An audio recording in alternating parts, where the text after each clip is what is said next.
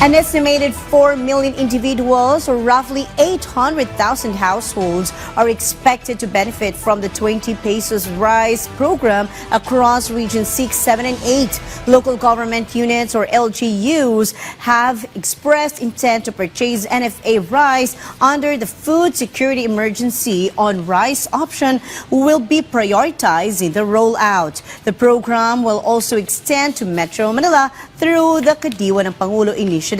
Meanwhile, the Department of Agriculture, or DA, is currently studying the possibility of expanding the program beyond the initially allocated 370,000 metric tons of NFA rice.